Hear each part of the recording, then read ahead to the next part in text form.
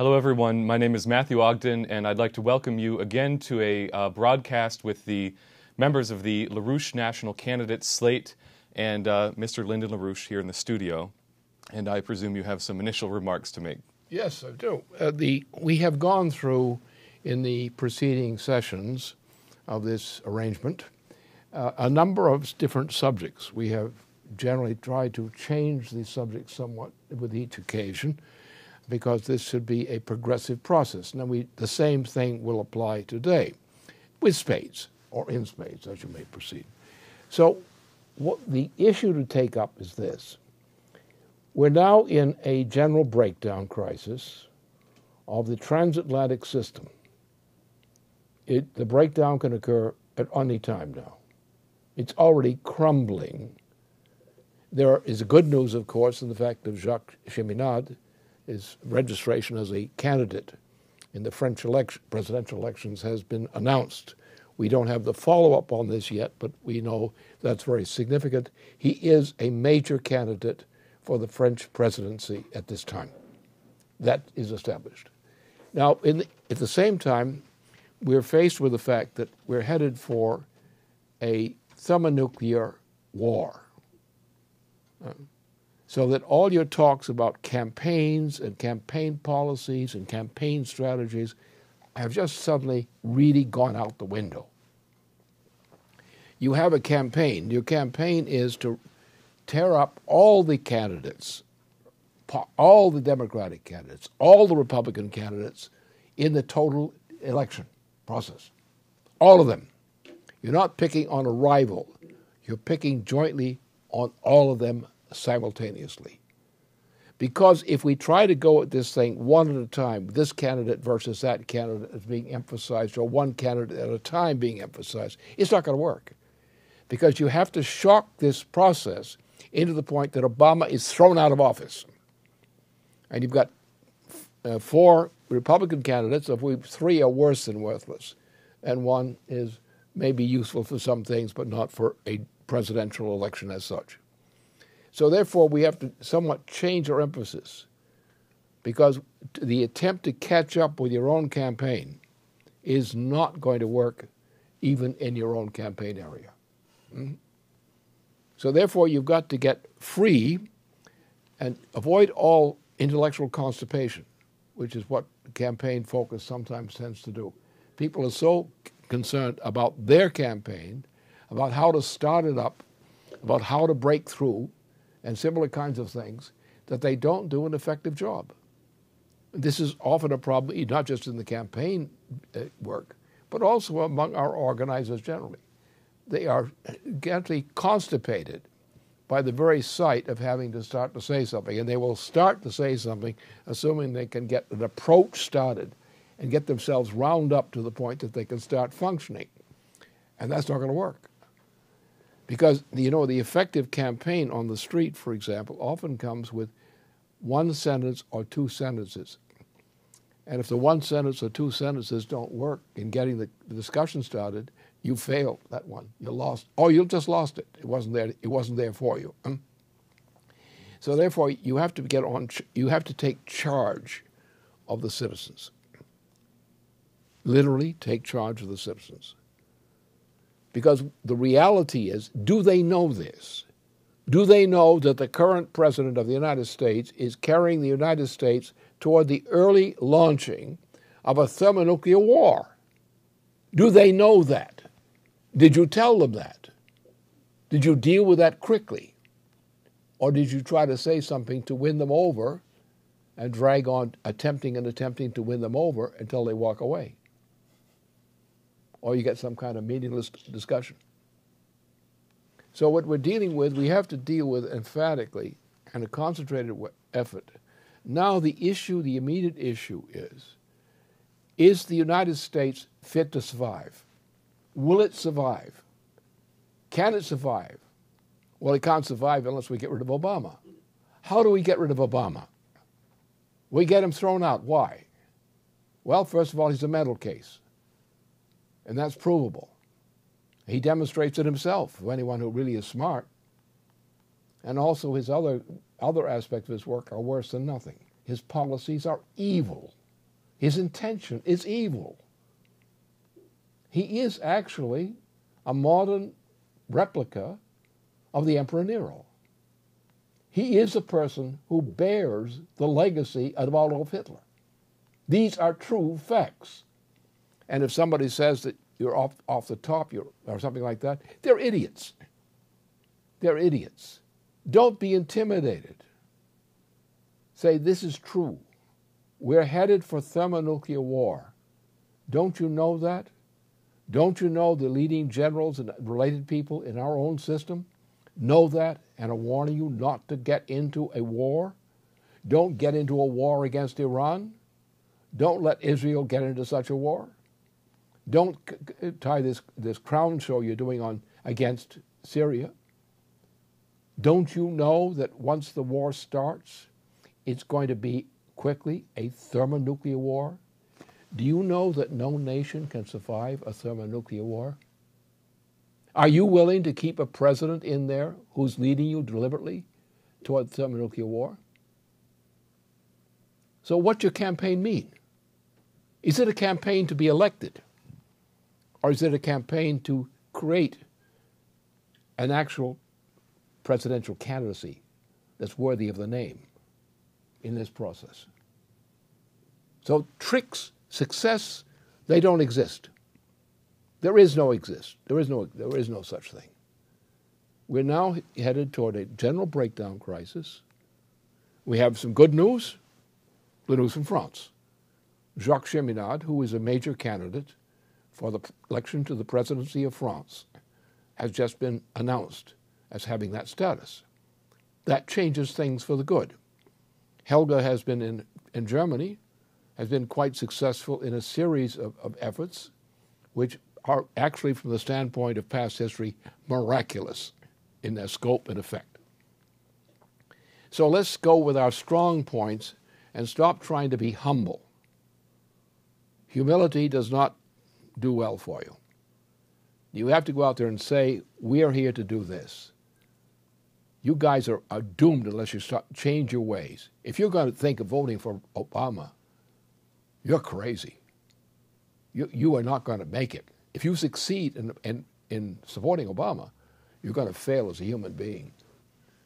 You've got to think about your own status as a human being in the future. You've got to change your ideas so that you don't think about the usual kind of thing. Look, most people are going out, as you know, and they're saying, these are my issues. It's sort of like, am I getting quintuplets or what this week? And the ideas are silly. They say, well, I've got an issue. These are our issues. This is my issue. This is the issues you should have. Nonsense. It's absolute silliness. We're faced with the immediate threat of an outburst of a thermonuclear war launched by the British through their instrumentality, this president. If this president is not removed from office, you're all dead. And soon. Because nobody will survive the kind of war which Obama and London are about to unleash.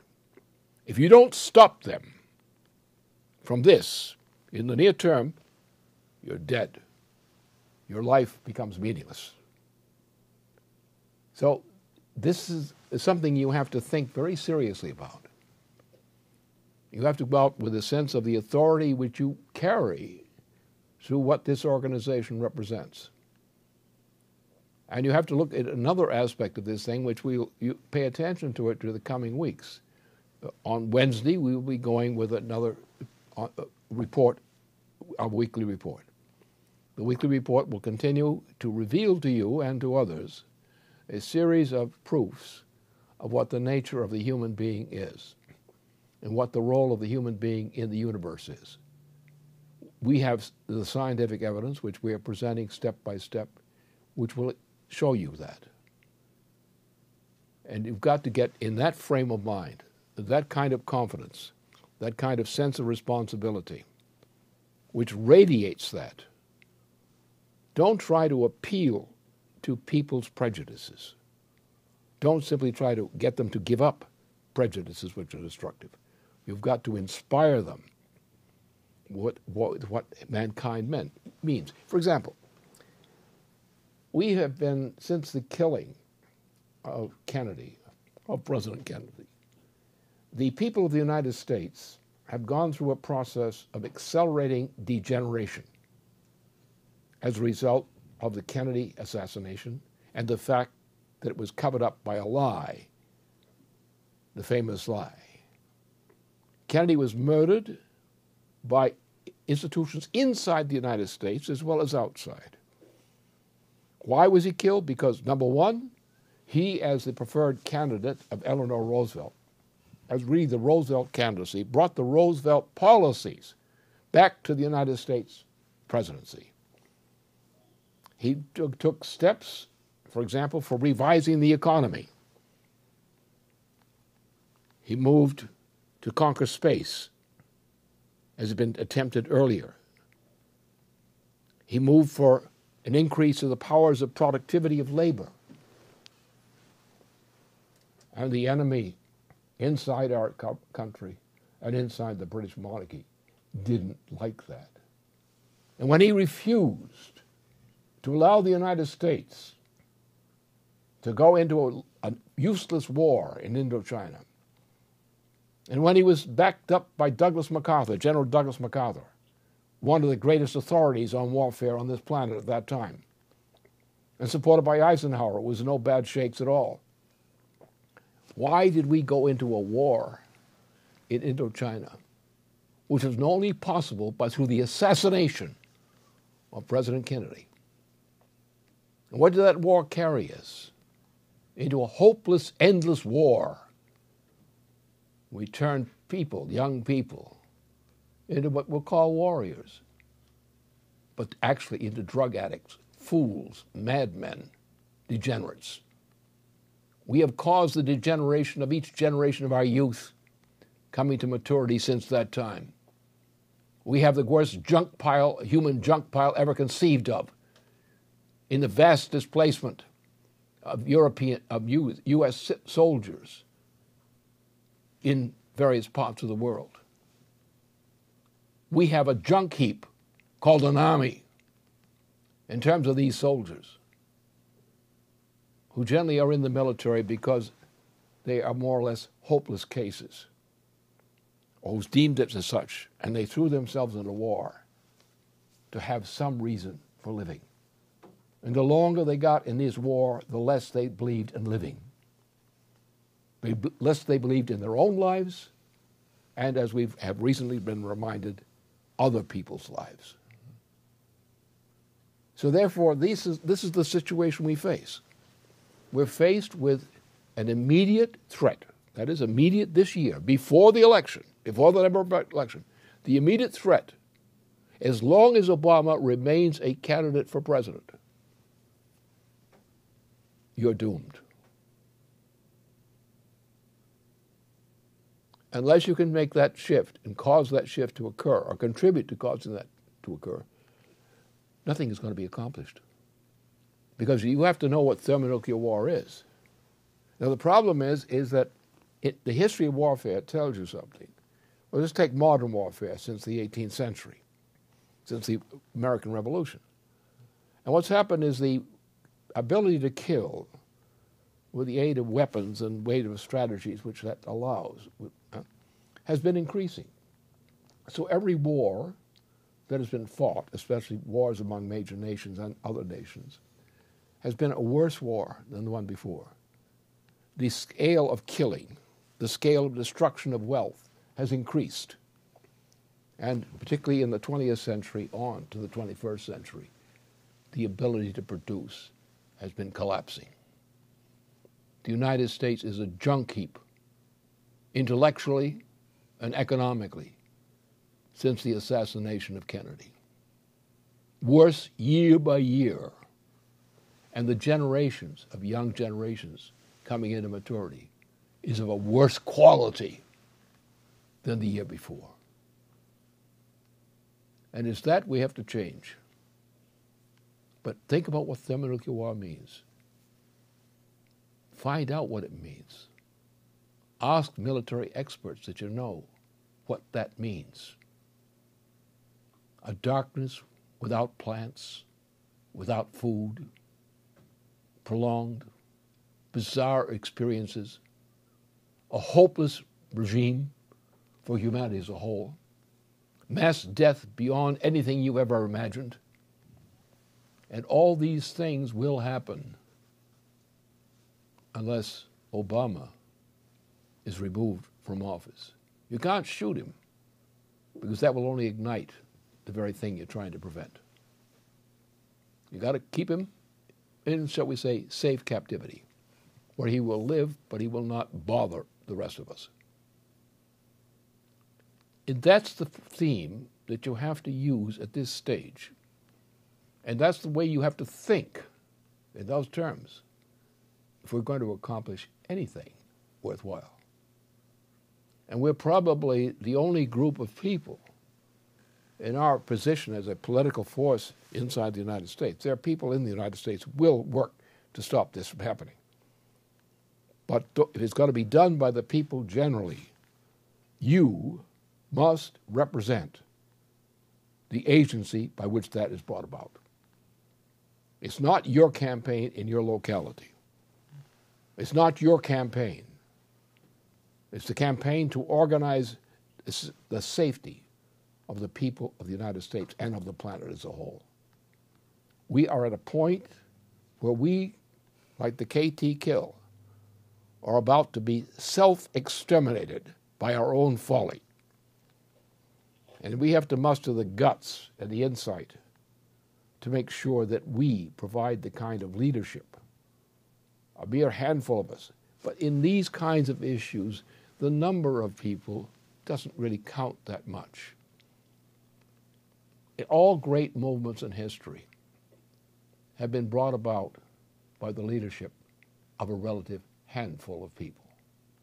In all great crises, where the fate of mankind hangs on a decision by a few, you're in that kind of situation. You have to think that way. You have to command the streets. You have to command the population's attention by getting that message effectively across. Well, one thing that's very clear is the total insanity and bankruptcy of the party leadership of both parties. And in New Jersey this week, we confronted supporters of ours, confronted two Republican congressmen, Lo Biondo in the southern part of the state and Scott Garrett, the one who I'll be running against after I win the Democratic primary. And both of them were confronted on impeachment of Obama and would they support the Walter Jones resolution.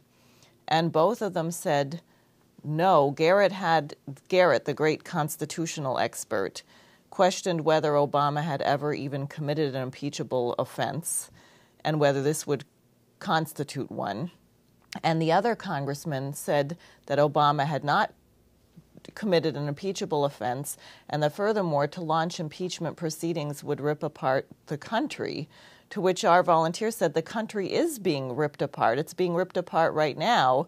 And then the congressman was whisked away by his aides. But it's stunning. I mean, they're really morally bankrupt, and the population, this is why the population is so angry, and this is where you see the insanity of the Democratic Party, because Rachel and Bill, I know, and I met another Democrat running for Senate in New Jersey this week, and we all have found that you go up to a registered voter and they have to be a Democrat or an independent to sign your petition. So you ascertain that they are a Democrat. Then they say, which party are you running with? And if you say, I'm a Democrat, they put the pen down and walk away. They don't want to sign the petition unless you tell them you're against Obama. Yeah. And somehow this has completely been lost on the Democratic Party leadership. Well, it has been. And that's the point is that, but we cannot submit to that. That's the point. The point is the candidates who represent that point of view, you have to say, I regret it, but you're not fit to be elected. And that you should say that to them. Mm-hmm. Well, if you have that attitude, you're not fit to be elected. And I'm going to tell people that. Right. And that's what you do. And that's you have to take that kind of fighting position. Don't try to win friends and influence people. force them to face reality. They will become your friend when they realize that you led them to reality. Mm-hmm. But up to that point, they're going to fight you tooth and nail because they don't have the guts, they don't have the instinct to do what has to be done.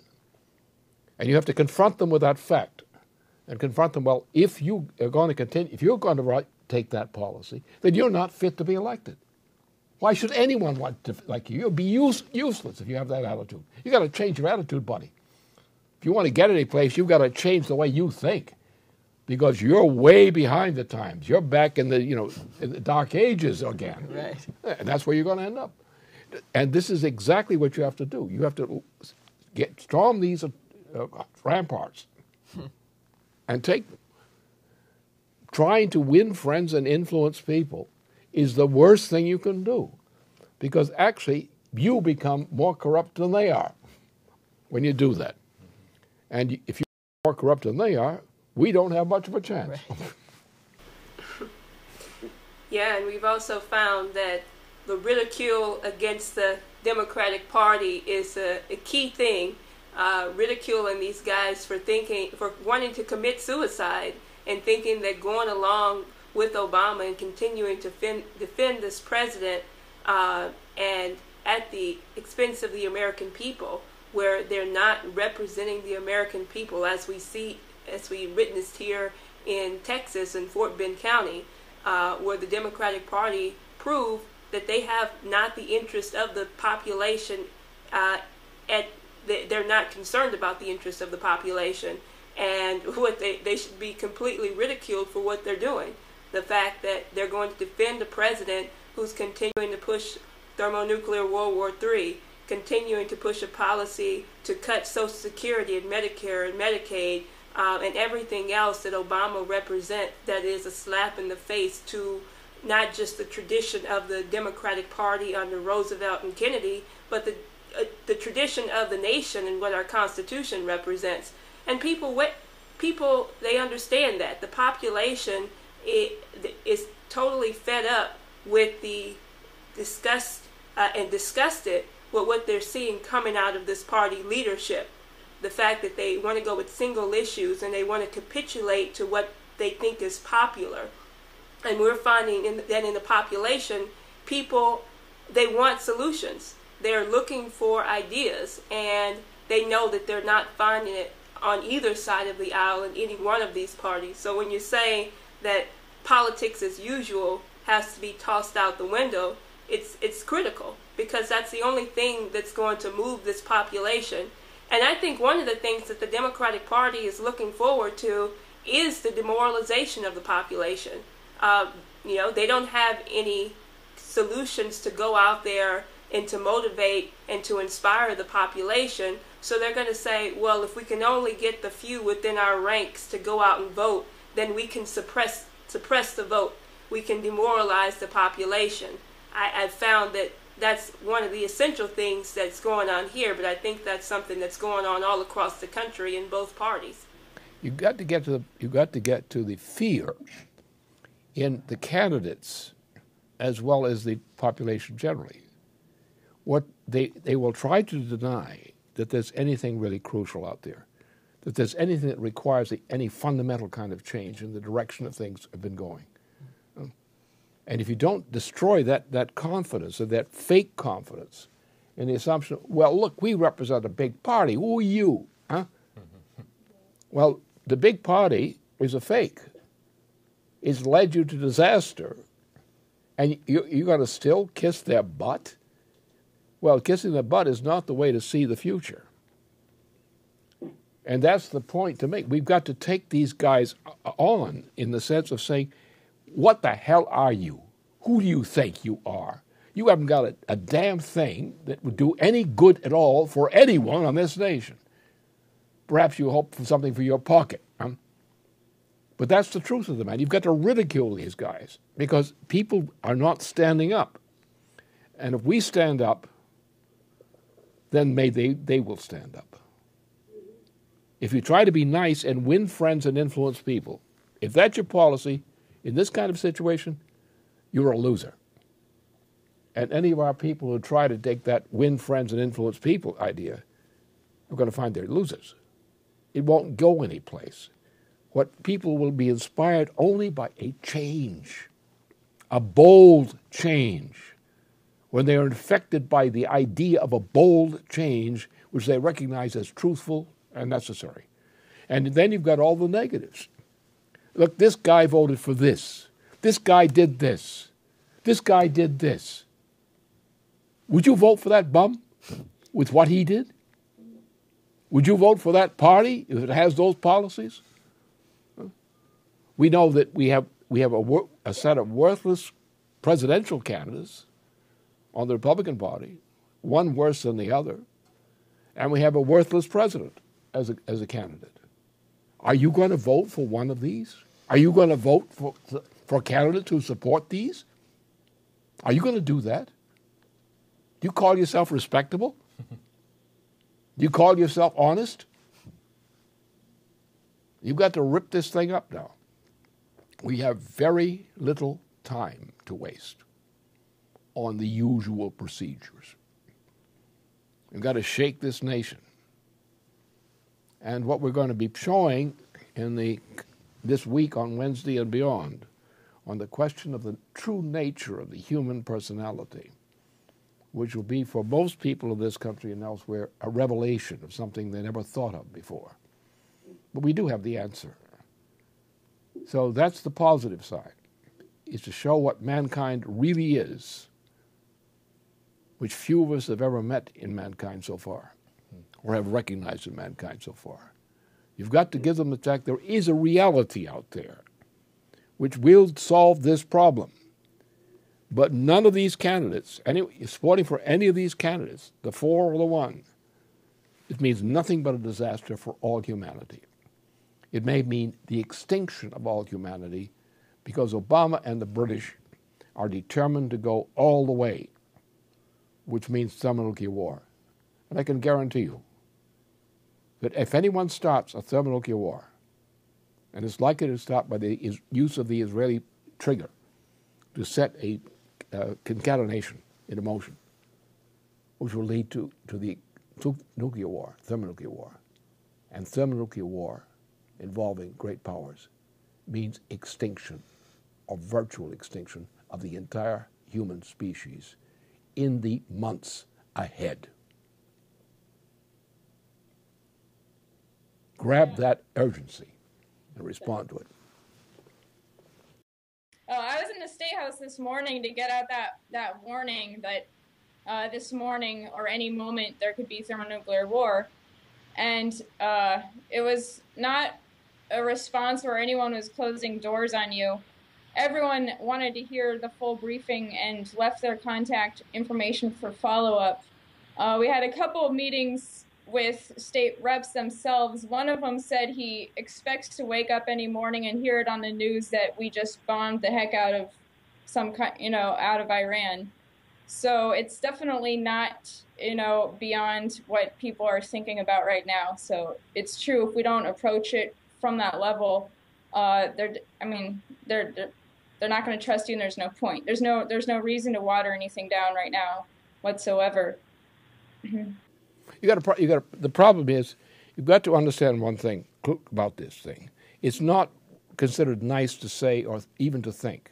But the fact is, the population today is highly degenerated morally with respect to the population at the time that Kennedy was killed. This population cannot be treated too nicely because they have a certain degree of complacency, not pleasure, not satisfaction, but complacency in the sense, well, there's nothing you can do about it kind of complacency. Yes, you may be right, but nobody's going to listen to you, and nobody's going to do anything about it. They're going to play the way they're going to play.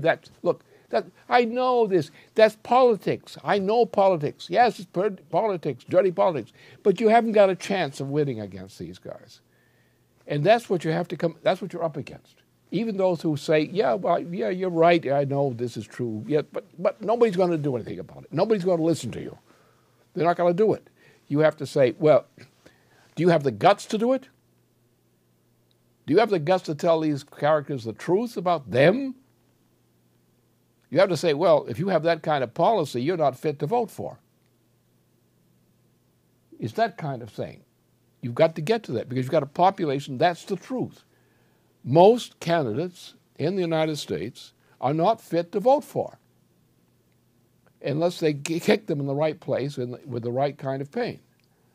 You've got to provide real leadership. And leadership means you have to assert the fact that you know what the problem is and you know what has to be done. And what these other guys are proposing makes no sense. And here we are on the edge of a thermonuclear war. And, buddy, if you don't know that, you don't know anything about history right now. Therefore, you've got to get real. Don't tell me about this candidate. I've listened to those candidates. I've listened to them. They're all fakers. They're not worth anything. We need people to step forward who are willing to think and to speak their mind honestly and frankly about what's wrong with the political system of this country at this time. But we can change it immediately if you've got the guts to do it. And that's the only way you can get by with this. When I went to this Democratic Club meeting and I spoke to the people there, the first question that came out was, okay, so you support the Hitler mustache and Obama. And it was like a very angered person. And I said, well, damn straight I support the Hitler mustache and Obama because billions of people are going to die in World War if we don't stop them. And the guy said, okay, well, thank you for your honesty.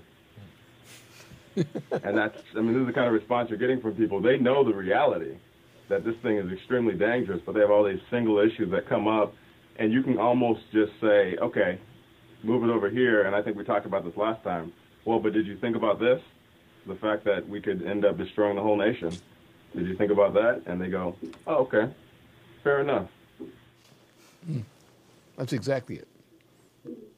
It's when you try to come up to the soft side that they think you're showing weakness. And it's not just physical weakness. They think you're showing intellectual weakness. Or you're just saying the same old bullshit. Everyone knows those issues. Yes, everyone knows that. Right? We know that there's a shortage of jobs. We know this is wrong. We know that is wrong. But saying that is not going to convince them that you're a leader. If you're a leader, you're going to take charge. And you're going to make no bones about it that you're taking charge. That's what people will respond to. Not everyone, but some people. And maybe that could become infectious. Yeah, I think lack of guts is the real issue you see. Because you even have congressmen that supported Glass-Steagall, like here, for example, in Detroit. But then you look at the situation right now in Detroit, where I'll just tell people just this week, basically the governor told the city of Detroit that they have to have some sort of banker's dictatorship, some sort of financial control board. And you had congressmen who are supporting Glass-Steagall who are saying, well, we don't like your idea, but maybe we'll have to do something like what New York City did in the 1970s. So there's not a willingness to fight on principle that you're finding among these candidates, even if they did support something previously. I mean, because what they're essentially talking about is they're talking about actually doing to Detroit what the European Union has done to Greece, where you've just had a complete dark age. And they're talking about this like it's just a financial decision. That Greece thing is very good, and it's going to come to Portugal next. It's threatened for Italy. What we have in Europe essentially is largely Russia. That's the most positive country in Europe. There are positive people in Germany, as Helga can attest from her own work there. And Jacques Cheminade has come into a situation where his pedigree, in political and economic pedigree, is such that he's now recognized as a leading candidate for the president of France in the coming election. So we're not exactly destitute. Is where we do what we're supposed to do and represent what we're supposed to represent, Instead of trying to please or deal nicely with people you wanted to win over by being soft, it's by being hard and consistent that you command respect. You don't want to be liked. Don't try to be liked. Be respected, because you tell the truth that people have to recognize is the only truth worthwhile. And that's the way doing that and doing that consistently and not putting up with this crap. When we're trying to save humanity from extinction, which is what we're really doing right now, and we're doing it this year, not some campaign a few times down the block. That's the only thing that's going to work. Because there isn't anybody on this planet of any brains who could say that things are going well or that by continuing the same direction is going to do any good. They've been through this. Just think of how many decades we've been through since Kennedy was shot. And look what's happened since that time. Every step made in general. Like take the SCI. Right? So we succeeded in particularly with my leadership in this thing, we succeeded in organizing an international effort for what became known as the SDI.